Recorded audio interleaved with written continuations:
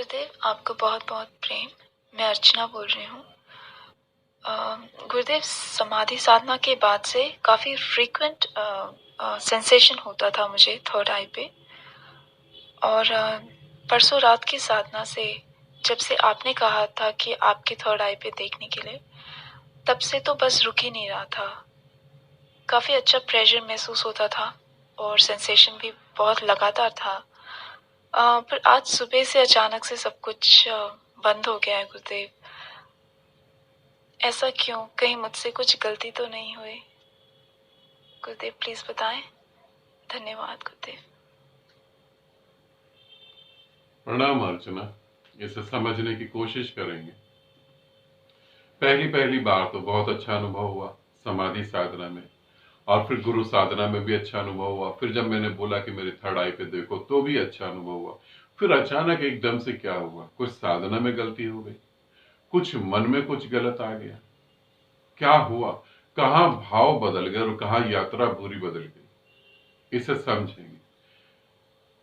जब हम प्रेम पूर्वक साधना करते हैं तो उस प्रेम पूर्वक साधना करने में क्या घटित होता है। परमात्मा तुम्हें बहुत प्रेम करता है, तुम भी परमात्मा को बहुत प्रेम करती हो। एक दूसरे को बहुत प्रेम करा जाता है, और इतना प्रेम करा जाता है कि प्रेम बहुत बढ़ने लगता है। तुम्हें बहुत चीजों का फीलिंग्स होती है, बहुत सारे एक्सपीरियंस होते हैं। अचानक ही परमात्मा एकदम साइलेंट हो जाता है। जहां मैं परमात्मा कह रहा हूं, उस शब्द को हटा के तुम गुरु भी रख सकती हो, उस शब्द को हटाकर तुम जो है निराकार भी रख सकती हो। वो बिल्कुल साइलेंट हो जाता है, और जब वो साइलेंट हो जाता है तब एक दूरी पैदा होती है। तब तुम्हें लगता है कि ये क्या हुआ, कुछ गलत हो गया, कहीं भाव दशा में कुछ गड़बड़ हो गई। मैंने ग्रुप में भी आंसर दिया है, उसके अलावा भी मैं यहाँ आंसर दे रहा हूं। इस आंसर को अच्छे से समझना। निश्चित वहां कुछ गड़बड़ हो जाती है, निश्चित भाव में कहीं परिवर्तन होते हैं, निश्चित ही ऐसा होता है। अब तुम इनसिक्योर, पहले इनसिक्योर फील कर रही थी, और फिर जब ध्यान करती हो तो तुम सिक्योर फील करने लगती हो। शुरू शुरू में जीवन में इनसिक्योरिटी फील होती है, उसी इनसिक्योरिटी को लेकर हम ध्यान करने लगते हैं। फिर जब हम प्रेम में आते हैं, गुरु के प्रेम में आते हैं, तो एक सिक्योरिटी फील होती है, एक सेफ फील्ड में हम आ जाते हैं, एक सेफ दायरे में आते हैं। पूरी तरह हम सिक्योर हो जाते हैं, इतने सिक्योर हो जाते हैं कि अब हमें जो है कुछ भी फर्क नहीं पड़ता। और जब हम इतने सिक्योर होते हैं तो धीरे से परमात्मा पीछे हो जाता है, और तुम्हें पता लगता है ये क्या, वो तो मेरे हाथों से छूट रहा है, और वो तो छूटता ही चला जा रहा है।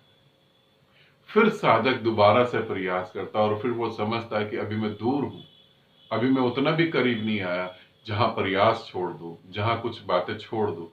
फिर वो जो है अपने पिछले जीवन को और अपने वो वर्तमान के जीवन को, जो काम कर रहा होता है उसे छोड़ता है, फिर परमात्मा की तरफ गति करता है, फिर परमात्मा उसे प्रेम करता है। अप डाउन चलता रहता है।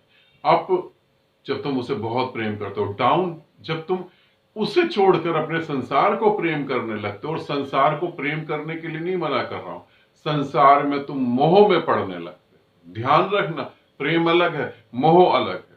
जब तुम्हारा मन मोह में तुम्हें फंसाता है तो तुम परमात्मा से दूर हो जाते हो, और फिर तुम्हें पता लगता है कि दूरी पैदा होगी।